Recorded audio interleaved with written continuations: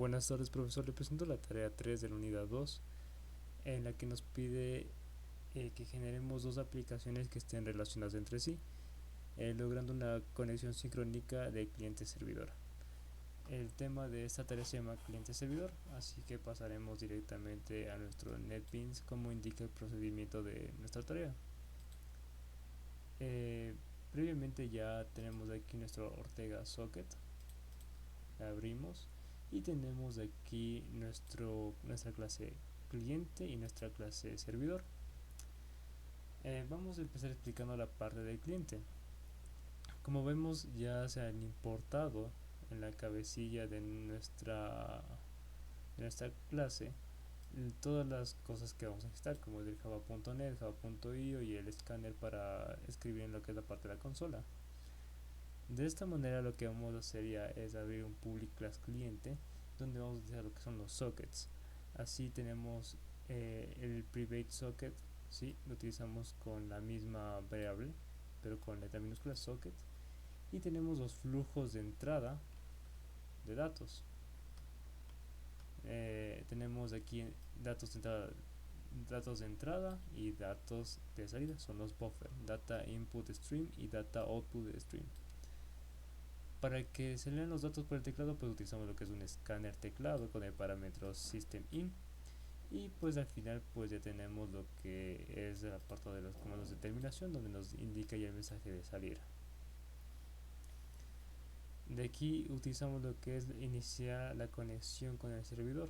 Utilizamos una función denominada levantamiento de conexión, donde tenemos como parámetros la IP y el puerto, que el puerto tiene que ser un entero.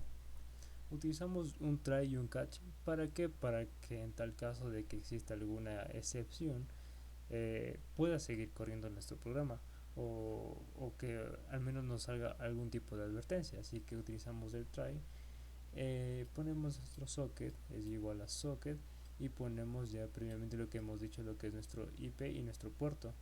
Mostramos en el texto que ya está conectado, ¿sí? En nuestro socket, y tenemos aquí en nuestro catch, en este paréntesis pues ponemos nuestra excepción que se puede marcar.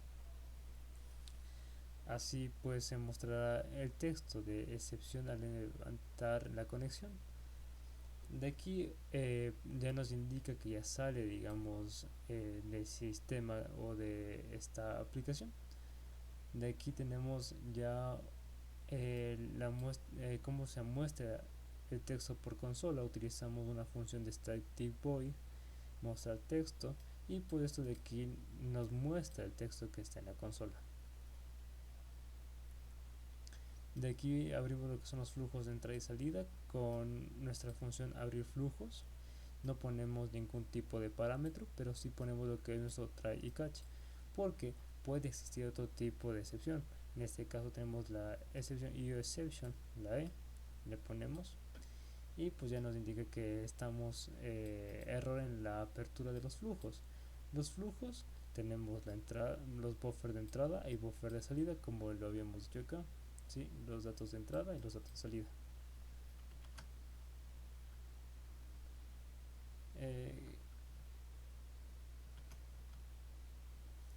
Ya, para esto entonces nos habíamos quedado aquí, y ya entonces inicializamos nuestras variables, ¿sí? Y al final ponemos un buffer de salida. ¿Por qué poner un buffer de salida en punto flush? ¿Qué es este punto flush? Es, digamos, la parte que hace referencia a los datos basura que se dan a utilizar lo que son los buffers de entrada y de salida. Entonces enviamos el texto ya al servidor. El public void, ¿sí? Utilizamos aquí entonces la función de enviar. Utilizamos nuevamente nuestro try y catch. Y la parte aquí fundamental es el write UTF. Este write, digamos, es la parte del método para enviar lo que son los bytes y se pueden transformar en lo que es los mensajes. Utilizamos nuevamente nuestro flush para que se pueda borrar lo que son los datos basura. De aquí ya tenemos nuevamente nuestro método mostrar texto, ¿sí? Y nos indica qué tipo de error tenemos, una exception en enviar. Vamos a la parte de acá y nos dice que tenemos ya la parte del public void será la conexión, y esto hace referencia a que se cierra la conexión de flujos de entrada y salida. Utilizamos otra vez nuestro try y catch y un finally, ¿sí? En el try pues ponemos todo lo que son nuestros buffers de entrada y salida con nuestro socket y mostramos la conexión ya terminada. En el catch el error y en el finally pues el último paso. En la parte de aquí hacemos el levantamiento de flujos y se conecta al servidor. Utilizamos el hilo que esto de que hace referencia digamos al cuántos clientes pueden entrar a la parte de nuestro sistema, así que utilizamos para que corra este hilo el run, ¿sí? Que inicie de esa manera y ponemos nuevamente lo que es nuestro try y catch. Hacemos que empiece el hilo en start. Vamos a recibir la parte de lo que son los mensajes del servidor, entonces nuevamente ponemos un try, un catch en caso de alguna excepción, ponemos un do while, ¿sí? Para que se esté constantemente repitiendo el ciclo. Y ya vamos a la parte de lo que son construir los mensajes de la lectura de los teclados. Entonces ponemos escribir los datos de lo que se va a mandar. Utilizamos nuestro while true y ponemos la parte del mensaje como se va a mostrar en la consola, y esto de aquí previamente luego se va a transformar lo que es en un next line. Por último ya tenemos lo que es nuestras funciones main, ¿sí? Como clase principal, entonces ya toca citar lo que son lo que hemos creado. Entonces ponemos el cliente, ponemos el escáner, de igual manera dice que ya ingresamos la IP de tu PC. En este caso pues la IP va a ser por defecto, ¿sí? Y tenemos de igual manera lo que es nuestro puerto por defecto es el 5050. Tenemos que tener en cuenta que el cliente y el servidor siempre tienen que estar en el mismo puerto, porque si no ese tipo de conexión no va a servir. Cliente y servidor pues no va a tener ningún tipo de respuesta. La parte del servidor pues es exactamente lo mismo, porque existe una comunicación entre ellas. Entonces lo que varía son muy poquitas cosas, más que nada son los mensajes de aquí, pero de ahí no varía mucho con lo que es la parte de la clase de cliente. Así que le paso ingeniero a mostrar lo que es solo el código. Este de aquí es el del cliente, y ya después de esto pues haremos correr lo que es el programa.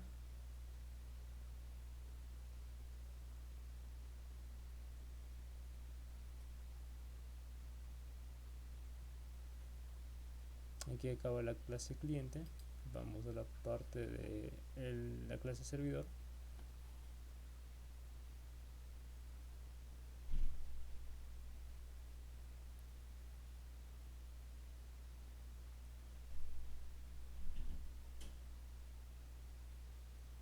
Ya, entonces vamos a correr esto. Siempre es importante utilizar nuestra herramienta de clean para que no exista procedimientos erróneos al ejecutar nuestro programa.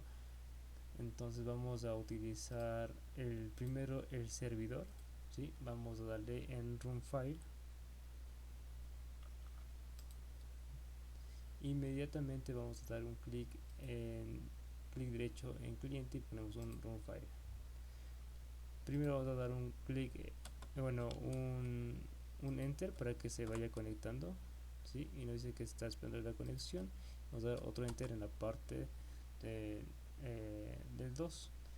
Entonces nos dice el puerto 5050 se está utilizando, que es el por defecto, ya existe la conexión, está conectado al localhost. Y aquí nos dice esperando conexión entrante del puerto 5050, pero ya está conectado, aquí lo podemos ver. Entonces aquí podemos poner un mensaje, ¿sí? Y aquí nos dice mensaje del servidor es un hola.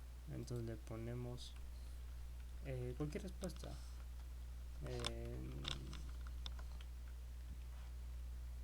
Le ponemos un hola, de igual manera, y se mostraría en la otra parte. Le voy a poner un cómo estás o un en qué te puedo ayudar, y pues vemos cómo se sigue llevando la conversación, digamos, de una parte del cliente hasta el servidor, y él le va a responder un bien, necesito ayuda con algún problema que tenga. Entonces vemos, sí, que el cliente nos dice mensaje de cliente, bien, necesito ayuda, y le podemos seguir así la conversación de cliente a servidor. Eso es todo, profesor, en cuanto a mi tarea 3 de la unidad 2. Muchas gracias por su atención.